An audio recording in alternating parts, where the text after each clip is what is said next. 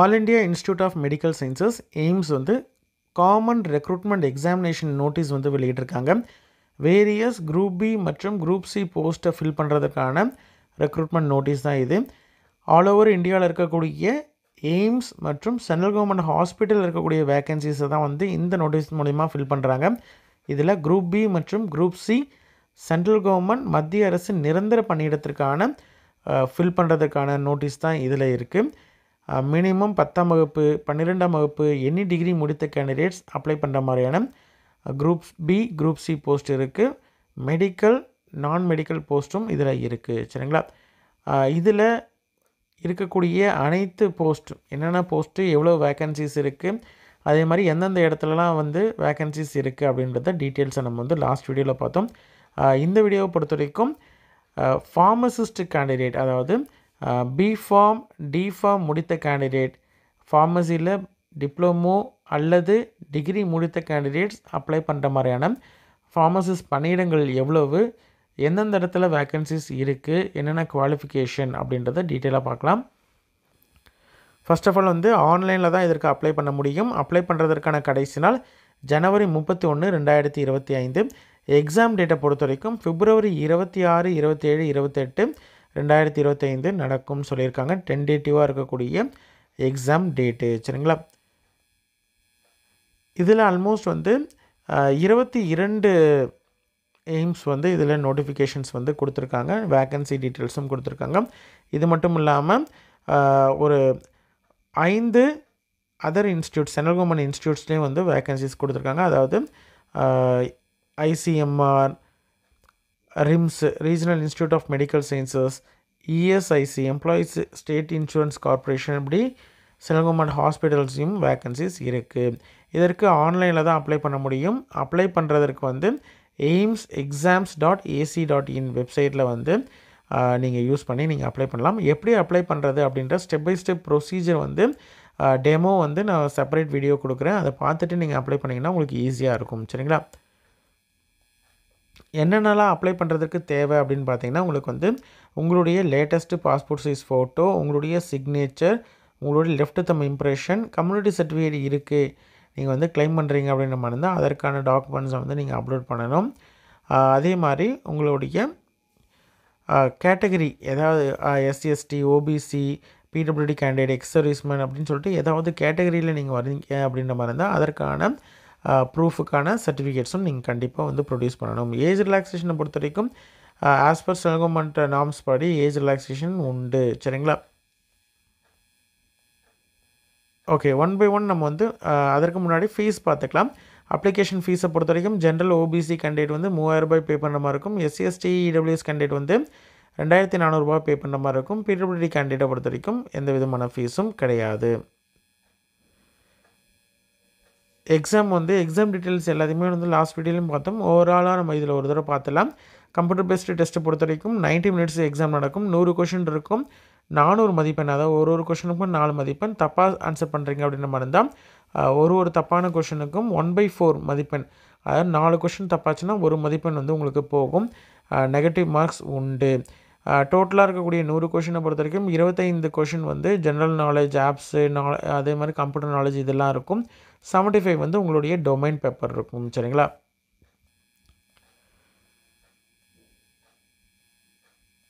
Okay, இதில் சிலபஸை பொறுத்த வரைக்கும் என்னென்ன இருக்குது அப்படின்றத ஃபார்மசி, நர்சிங்கை மட்டும் நம்ம பார்க்கலாம்.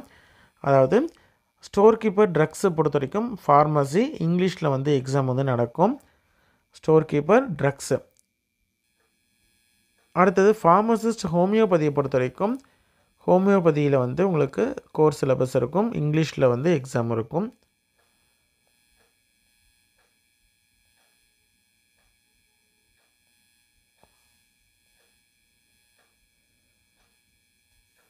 அடுத்தது ஃபார்மசிஸ்ட் ஆயுர்வேதி பொறுத்த வரைக்கும் ஃபார்மசியில் வந்து எக்ஸாம் இருக்கும். இங்கிலீஷில் வந்து உங்களுக்கு எக்ஸாம் வந்து நடக்கும்.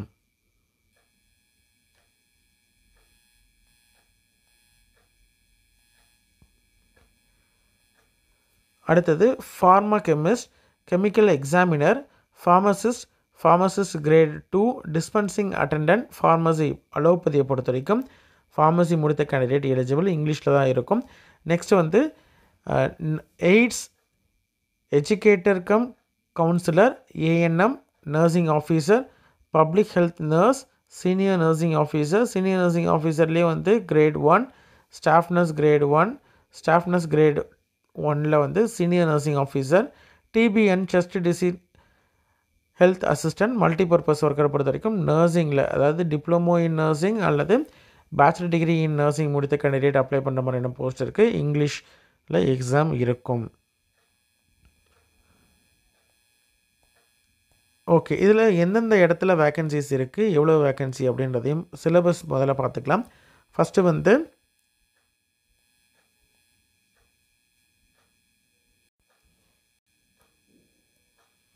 ஃபஸ்ட்டு ஸ்டோர் கீப்பர் ட்ரக்ஸை பொறுத்த வரைக்கும் எய்ம்ஸ் நியூ டெல்லியில் வேக்கன்சி இருக்குது. பே லெவல் 6ல் இருக்கக்கூடிய இந்த வேக்கன்சிக்கு 18லேருந்து 30 வயது வரைக்கும் இருக்கக்கூடிய கேண்டிடேட் வந்து அப்ளை பண்ணலாம். டிகிரி இன் ஃபார்மசி முடித்த கேண்டிடேட் அப்ளை பண்ணலாம். சரிங்களா? அதே மாதிரி எக்ஸ்பீரியன்ஸ் வந்து இருந்தால் டிசைரபிள்னு சொல்லியிருக்காங்க. டிகிரி முடித்திருந்தால் எந்த விதமான எக்ஸ்பீரியன்ஸும் தேவை இல்லை. அதுவே வந்து டிப்ளமோ இன் ஃபார்மசி முடிச்சிருக்காங்க அப்படின்ற மாதிரி இருந்தால் 3 வருடம் வந்து எக்ஸ்பீரியன்ஸ் தேவைன்னு சொல்லியிருக்காங்க. Central armed police forces institute of medical சயின்ஸை பொறுத்த வரைக்கும் இதுலேயுமே வந்து வேக்கன்சி இருக்குது. Store keeper drugs, degree in pharmacy முடித்த கேண்டிடேட் இதற்கு எலிஜிபிள். அதே மாதிரி கண்டிப்பாக வந்து டிப்ளமோ முடித்த கேண்டிடேட்டாக இருக்காங்கன்னா 3 வருடம் எக்ஸ்பீரியன்ஸ் தேவை. சரிங்களா? ஸ்டோர் கீப்பர் ட்ரக்ஸை பொறுத்த வரைக்கும் இந்த 2 இன்ஸ்டியூட்டில் மட்டும்தான் இருக்குது. அடுத்தது ஃபார்மசிஸ்ட் ஹோமியோபதியை பொறுத்த வரைக்கும் உங்களுக்கு இஎஸ்ஐசியில் வந்து வேக்கன்சி இருக்குது. லெவல் 5ல் இருக்கக்கூடிய ஒரு போஸ்ட்டு. மினிமம் வந்து +2 பாஸ் பண்ணியிருக்கும். அதே மாதிரி டிப்ளமோ ஆர் சர்டிஃபிகேட் கோர்ஸ் இன் ஹோமியோபதி முடிச்சிருக்கணும் அப்படின்றதையும் சொல்லியிருக்காங்க. கம்ப்யூட்டர் நாலேஜ் இருக்கணும். சரிங்களா? இது வந்து ஃபார்மசிஸ்ட் ஹோமியோபதியை பொறுத்த வரைக்கும் இஎஸ்ஐசியில் டெல்லியில் வேக்கன்சி இருக்குது, கேரளாவில் வேக்கன்சி இருக்குது, மத்திய பிரதேஷில் வேக்கன்சி இருக்குது, மகாராஷ்டிராலையும் வெஸ்ட் பெங்கால்லையும் வேக்கன்சி இருக்குது. லெவல் 5ல் இருக்கக்கூடிய இந்த போஸ்ட்டுக்கு டிப்ளமோ அல்லது டிகிரி இன் ஃபார்மசி முடித்த கேண்டிடேட் எலிஜிபிள். அடுத்தது ஃபார்மசிஸ்ட் ஆயுர்வேதிக்கு பொறுத்த வரைக்கும் இஎஸ்ஐசியில் வேக்கன்சி இருக்குது. அதே வந்து டெல்லியில், காஷ்மீரில், குஜராத், கர்நாடகா அப்படின்னு சொல்லிட்டு வேரியஸ் இஎஸ்ஐசியில் வேக்கன்சி இருக்குது.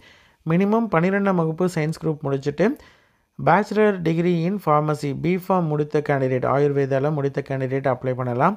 அல்லது டிப்ளமோ இன் ஆயுர்வேதி முடிச்சிருக்காங்க அப்படின்ற மாதிரி இருந்தால் 2 வருடம் எக்ஸ்பீரியன்ஸ் தேவை. சரிங்களா? ஃபார்மசிஸ்ட் ஆயுர்வேதா இஎஸ்ஐசி குஜராத்லேயும் சேம் தான். ஜம்மு அண்ட் காஷ்மீர், கர்நாடகா எல்லாத்துலேயுமே வந்து சேம் தான். இஎஸ்ஐசி கேரளா, மகாராஷ்டிரா, ஒடிஷா, தமிழ்நாட்டிலையும் வந்து வேக்கன்சி இருக்குது இஎஸ்ஐசியில். மினிமம் வந்து +2 science group, bachelor degree in pharmacy அல்லது டிப்ளமோ இன் ஃபார்மசி வந்து ஆயுர்வேதிக்னா 2 வருடம் எக்ஸ்பீரியன்ஸ் தேவை. தெலுங்கானா, வெஸ்ட் பெங்கால் எல்லாத்துலேயுமே வந்து வேக்கன்சி கொடுத்துருக்காங்க. சரிங்களா? Next pharma chemist, chemical examiner, pharmacist grade 2, dispensing attendant, pharmacist அலோபதியை பொறுத்த வரைக்கும் எய்ம்ஸ் பாட்னாவில் டிப்ளமோ இன் ஃபார்மசி முடித்திருந்தாலே போதுமானது. சரிங்களா? அதே மாதிரி எய்ம்ஸ் ராய்ப்பூரில் வேக்கன்சி இருக்குது. டிப்ளமோ இன் ஃபார்மசி முடிச்சுட்டு ஃபார்மசி கவுன்சிலில் ஃபார்மசிஸ்ட்டாக பதிவு பண்ணியிருக்கணும்னு சொல்லியிருக்காங்க. அதே மாதிரி ரெப்யூட்டட் ஹாஸ்பிட்டல் இண்டஸ்ட்ரியல்லாம் பார்த்திங்கன்னா மேனுஃபேக்சரிங் டெஸ்டிங் வந்து எக்ஸ்பீரியன்ஸ் இருக்கணும். சரிங்களா? ஃபார்மசிஸ்ட்டில் வந்து அவந்திப்பூர்லேயும் சேம் குவாலிஃபிகேஷன் தான். உங்களுக்கு டிப்ளமோ இன் ஃபார்மசி முடித்திருந்தாலே போதுமானது, எக்ஸ்பீரியன்ஸ் தேவையில்லை, எசென்ஷியலில் இல்லை. அதே மாதிரி பிலாஸ்பூருக்கும் சேம் தான், டிப்ளமோ இன் ஃபார்மசி முடித்திருந்தாலே போதுமானது. எய்ம்ஸ் நியூ டெல்லியை பொறுத்த வரைக்கும் டிப்ளமோ இன் ஃபார்மசி முடித்திருந்தால் எலிஜிபிள் அல்லது டிகிரி இன் ஃபார்மசி முடித்திருந்தாலும் eligible. Central armed police force institute of medical சயின்ஸ்லேயும் பார்த்திங்கன்னா டிகிரி அல்லது டிப்ளமோ முடிச்சிருந்தால் எலிஜிபிள். டிப்ளமோ இன் ஃபார்மசி அப்படின்ற மாதிரி இருந்தால் உங்களுக்கு கண்டிப்பாக ஃபார்மசிஸ்ட்டாக வந்து ஃபார்மசி கவுன்சிலில் பதிவு பண்ணியிருக்கணும். சரிங்களா? அது both bachelor degree R diploma கண்டிப்பாக வந்து பதிவு பண்ணியிருக்கணும். வர்தமான் மகாவீர் மெடிக்கல் காலேஜை பொறுத்த வரைக்கும் உங்களுக்கு 12ஆம் வகுப்பு முடிச்சிட டிப்ளமோ இன் ஃபார்மசி 2 வருடம் கோர்ஸ் முடித்த கேண்டிடேட் எலிஜிபிள். அதே மாதிரி இஎஸ்ஐசி ஆந்திர பிரதேஷாக இருக்கட்டும், அசாம் இதிலெல்லாம் பார்த்திங்கன்னா டிகிரி இன் ஃபார்மசி முடிச்சிருந்தாலே எலிஜிபிள். கண்டிப்பாக வந்து ஃபார்மசிஸ்ட்டாக பதிவு பண்ணியிருக்கணும்.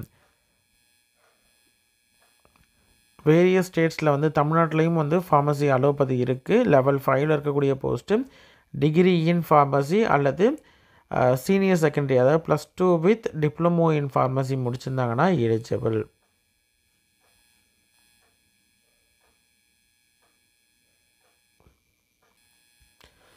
இதை வந்து ஃபார்மசி மற்றும் ஃபார்மசியிலே வந்து அலோபதி, ஹோமியோபதி, ஆயுர்வேதிக்கில் இருக்கக்கூடிய வேக்கன்சி டீட்டெயில்ஸ் நம்ம டீட்டெயிலாக பார்த்தோம். இது மட்டும் இல்லாமல் நர்சிங்கை பொறுத்த வரைக்கும் நர்சிங் ஆஃபீஸர்,